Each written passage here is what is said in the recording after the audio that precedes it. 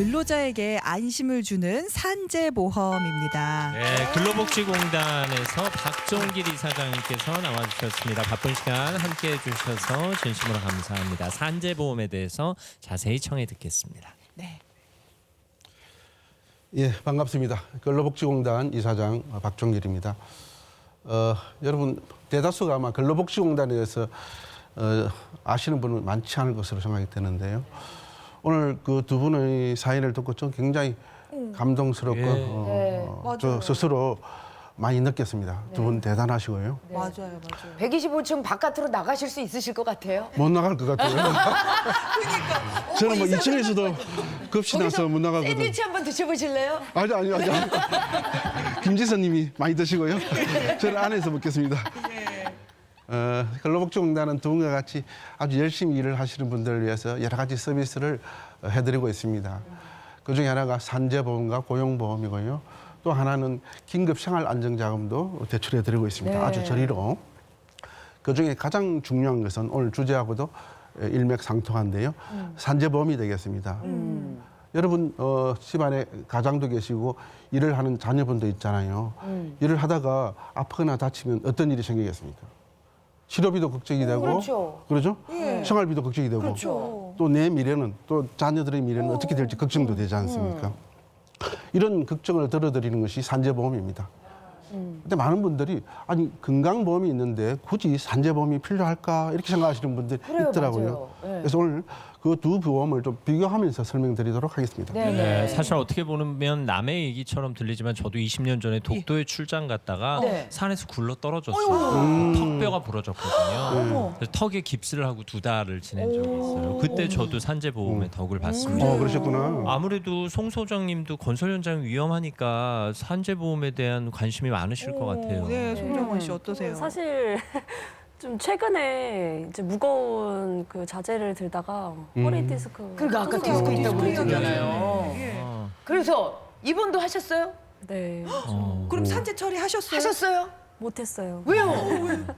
우선 산재보험 그 처리 절차라든지 접수하는 방법도 사실 잘 모르고 그럴 수 있죠. 맞아요. 모르시는구나. 이런 분들 많으시죠. 회사에 네. 이렇게 또 불이익이 가진 않을까 해서 많은 분들이 저렇게 생각하시거든요. 그래요. 서 대표님도 또 그 직원들이 다 위험한 환경에서 일을 하는 거니까요. 네, 맞습니다. 저희가 일하는 현장이 위험 요소가 많기 때문에 산재보험을 의무적으로 가입을 돼 있는데 궁금한 점이 많습니다. 그래서 오늘 이사장님의 강연을 경청해서 듣도록 하겠습니다. 이사장님 저희가 오늘 질문을 좀 많이 하겠습니다. 예, 많이 해주십시오. 네. 예. 자, 그러면은 산재보험 이야기를 좀 한번 해볼까요? 그럴까요? 네. 혹시 여러분 그 산재보험이 언제 시작되든지 알고 계시나요? 뭐한 얼마 안 됐을 것 같아요. 생겼을 것 같은데. 네. 대다수 분들이 그렇게 생각하고 있는데요. 네. 우리나라에는 사회보험이라는 것이 있습니다. 공적보험인데요. 4가지 보험이 있습니다. 첫 번째가 여러분 잘 아시는 건강보험, 두 번째가 국민연금, 세 번째가 고용보험인데요. 마지막이 산재보험인데 네. 이 4가지 보험 중에서 산재보험이 가장 먼저 1964년에 도입되었습니다. 오, 그래요? 사람으로 치면 올해 해갑이죠. 아이고, 그러네요. 진짜 오래됐구나. 네. 예. 예, 그렇습니다. 사실 산재보험 하면 왠지 직장에 다니는 근로소득자들만 혜택을 입는 걸로 알고 있잖아요. 그렇지 않나요? 네. 근데 근데- 자영업자들에게도 비슷한 예, 그 산재보험은 기본적으로 사업주가 근로자를 책임지는 구조로 되어 있습니다. 그래서 기본적으로 이제 자영업자의 경우에는 자기가 고용주자 아니겠습니까? 네. 그래서 산재보험료를 본인이 부담해야 되기 때문에 강제로 가입시키기는 좀 부담이 됩니다. 그래서 본인이 선택해서 가입할 수 있도록 문호는 열어두었습니다. 그래서 자영업자도 산재보험 혜택을 볼 수가 가입하면 있습니다. 혜택은 받으실 수 있는. 아니 이제 저희 애들이 이제 20대가 2명이 있다 보니까 이제 아르바이트를 하는 경우가 생기잖아요. 예. 그런데 뭐 편의점이라던가 아니면 뭐 마트라던가 아니면 패스트푸드점에서 예. 그러니까 단기 아르바이트 하는 친구들 그 친구들도 혹시라도 뭔가 사고를 당하면 산재 보상을 받을 수가 있는 건지. 예, 산재보험은 고용주가 있고 근로계약을 맺은 근로자라면 네. 뭐 고용 형태도 관계없이 그리고 단 1시간이라도 근무했다면 혜택을 받을 수 있습니다. 그래서 아르바이트도 당연히 혜택을 받을 수 있는데요. 아까 앞에 사례를 보니까 혜택을 받을 수 있는데도 신청을 안 하시는 분들이 있는데요. 정말 안타깝고요. 정말 아무런 피해도 없거든요. 꼭 회사에. 신청해 주시기 바랍니다. 회사에도 피해도 없고요. 근로자에도 피해 없으니까 정말 주저하지 말고 신청해 주시기 바랍니다. 아니 내가 다쳤는데 아까처럼 예. 입원을 했었는데 낫고 나서 언제까지 기간이 신청 가능한가요? 3년 이내에만 신청하면 예. 그럼 송 소장님 하실 수 있겠다. 하실 수 있죠. 그러니까 이제 대부분 해야죠. 제가 알기로는 과거에 그런 경우가 있었습니다. 특히 건설 현장의 경우에 사고가 많이 나면 입찰하는데 여러 가지 어려움이 있었거든요. 그럼 최근에 들어서 제휴율 부분을 저희들이 제외하도록 하였습니다. 왜냐하면 이렇게 하다 보니까 산재를 많이 숨기는 거예요. 그래서 그런 일이 있어서는 안 되겠다라고 해서 그런 부분을 제도를 개선했고요. 그랬군요. 혹시 사업주가 의도적으로 산재를 은폐하는 경우에 강력한 처벌이 따르도록 법을 개정했습니다. 아니 그러면은 사업주가 아예 산재보험을 가입을 안 했어. 예, 그러는데 그 고용인이 다쳤어요. 예. 그래도 산재 보상을 받을 수 있어요. 피고용인이 다쳤을 경우. 산재보험은 사회보험이고요, 강제보험입니다. 그래서 당년 가입입니다. 그래서 사업주가 설사 신고를 해태하더라도 근로자는 무조건 보호를 받습니다. 다만 사업주는 신고를 해태했기 때문에 과태료를 부과받을 수 있습니다. 또 궁금한 게 있어요. 그러면은 일할 때만 근무 시간에만 다쳤을 때만 산재를 받을 수 있는 건지. 산재의 기본적인 구조는 예. 사업주의 일을 하다가 다쳤기 때문에 사업주가 책임을 지는 구조거든요. 예. 그래서 네. 업무상이라는 말이 붙습니다. 그래서 업무적인 부분만 관련이 된다면 예. 다쳤을 뿐만 아니라 일을 하다가 질병이 걸렸을 경우에도 보상을 받을 수 있고요. 또 업무의 연장선상이라고 할 수 있는 출퇴근제도 인정받을 수 있습니다. 출장길 가다가라던가 뭐 예, 출근이라던가 이런 거 다 네네. 포함이 되는 거네요. 저기 화면을 보면서 좀 하나하나 설명을 드리도록 하겠습니다. 업무상 사고라 하면 일을 하다가 추락을 하거나 특히 아까 보니까 고층에서 작업하시는 분들이 맞아요, 있는데요. 우리나라 사망사고의 3분의 1이 보통 추락에서 발생합니다. 굉장히 조심하셔야 되고요. 건설 현장에서도 추락사고가 굉장히 많이 발생하고 있습니다. 그리고 끼인다든지 화재라든지 이렇게 해서 물리적으로 부상을 입는 경우를 업무상 사고라고 하고요. 예. 기본적으로 생각나는 거. 예, 두 번째로 업무상 질병입니다. 일을 하는 과정에서 유해한 환경에 노출될 수가 있습니다. 예를 들면 독성 물질을 처리하다가 암이 걸릴 수도 있고요. 그다음에 무거운 물건을 들다가 아까 우리 송 소장님이 허리가 아프시다고 그랬었는데 근골격계 질환이 생길 수도 있습니다.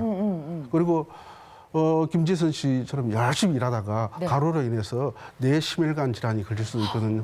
이런 경우도 해당이 되고요. 그것도. 예. 오. 그리고 여기 여성분들이 많이 와 계시는데 한번 주목해 보셔야 될 일이 있는데요. 최근에 학교 급식 조리실에서 여러 가지 나쁜 전기가 나옵니다. 이걸 이제 조리흉이라고 그러는데요. 그 조리흉에 의해서 폐암이 발생한 사례가 있는데요. 네. 그 경우에도 산재로 인정된 경우가 있습니다. 아, 그래요. 다행이다. 업무상 사고 짚어주셨고 업무상 질병 짚어주셨고 예. 출퇴근 재해가 있네요. 출퇴근제도 있네요. 출퇴근제는 사실 과거에는 인정을 못 받았는데요.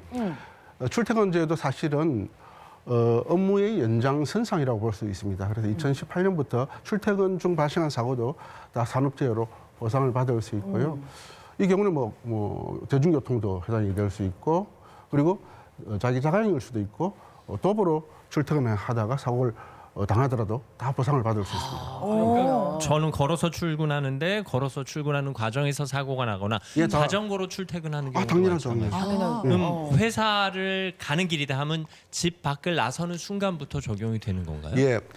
기본적으로 업무 연장선상이라는 개념에서 생각을 해야 되는데요. 네. 우리가 이제 통상적인 경로라고 하는데 통상적인 경로를 쉽게 저희 전문용어로는 순로라고 합니다.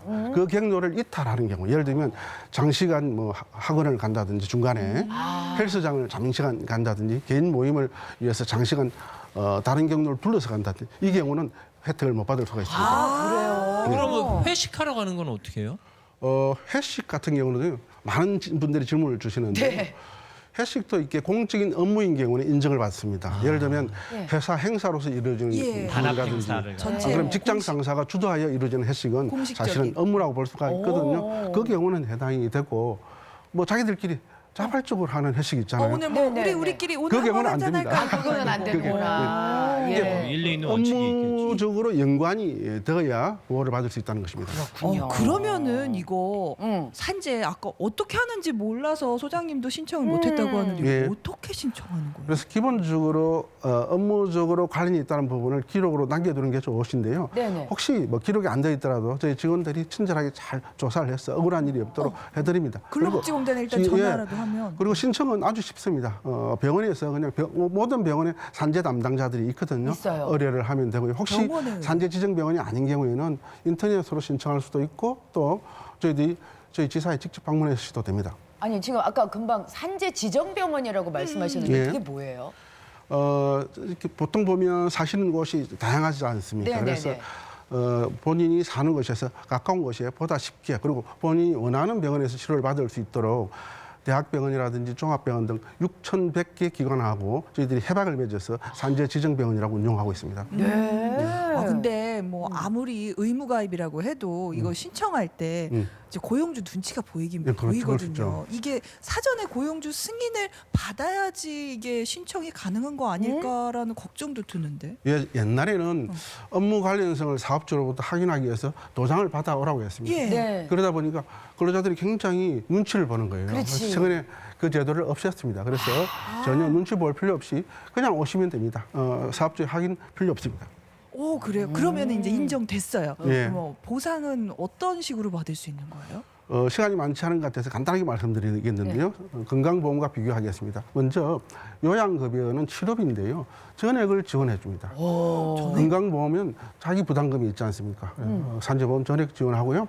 그다음에 휴업급여라고 있는데 휴업급여는 치료받는 동안에 생활을 할 수가 없지 않습니까? 생활비조로 종전에 받던 월급의 70%를 지원하고 있습니다. 그 외에도 재활을 할 수 있도록 여러 가지 재활, 물리적 재활이라든지 심리적 재활이라든지 직업 능력적 재활 서비스를 지원하고요. 혹시 돌아가시면 돌아가시면 유족급이라고 있습니다. 그래서 그 남아 계시는 가족분들의 생활을 안정하기 위해서 가족분들이 돌아가실 때까지 종전에 돌아가신 분, 사고를 당하신 분들의 급여의 한 60% 정도를 평생 지원해드리고 있습니다. 물론 그런 일이 굉장히 없어야 보상이 되겠지만 네, 네. 설령 그런 일이 있더라도 이런 제도가 마련되어 예, 있다는 것이고요. 가족의 생계를 지원해드리는 네, 제도입니다. 필요하신 분들은 근로복지공단에 자세히 문의하시면 되겠습니다. 네. 네. 사실 많은 분들이 다치거나 사고로 위기를 겪지만 그래도 복귀한 사례도 적지 않게 있죠. 예. 좋은 사례들 있으면 좀 소개해 주세요. 한 가지 사례가 생각나는데요. 29살 젊은 청년입니다. 네. 식품 가공업체에서 일을 하다가 이게 고기를 이제 기계에서 빼는데 옆에 동료가 스위치를 잘못 눌러서 팔 부위가 여기서 여기까지 끼어서 중상을 입었습니다. 그래서 대학병원에서 수술을 마치고 저희 근로복지공단병원에 왔는데요. 육체적으로도 굉장히 심각한 상태고 정신적으로도 굉장히 심각한 상태였습니다. 트라우마도 있었고요. 그리고 동료에 대한 원망, 그리고 내 인생은 어떻게 될 것인가에 대한 우울증 같은 게 매우 심했는데요. 저희들이 물리적 재활과 함께 심리적 재활을 한 7개월 동안 실시를 했더니 굉장히 많이 호전이 되었습니다. 네. 이때부터는 저희들이 직장 복귀 프로그램을 가동을 했는데요. 원 직무에 돌아가기는 좀 어려운 부분이 있어서 네. 사업주와 상담을 해서 다른 일은 없겠는지 알아보았더니 지게차 운전은 가능할 것 같았습니다. 그래서 지게차 운전 자격증을 취득해서 지금 아주 잘 일하고 있습니다. 아유, 재활을 다행입니다. 통해서 일터에 복귀할 수 있도록 끝까지 책임을 져주시네요. 예, 그렇습니다. 그러니까요. 네. 아우. 끝으로 당부 말씀 있으면 한 말씀 부탁드릴게요. 산재보험은 단순한 치료나 보상을 넘어서서 직장으로 복귀시키는 복귀 프로그램입니다. 그래서 아주 유용한 제도이니까 잘 알아두셨다가 주위 지인들에게 알려주시면 고맙겠습니다.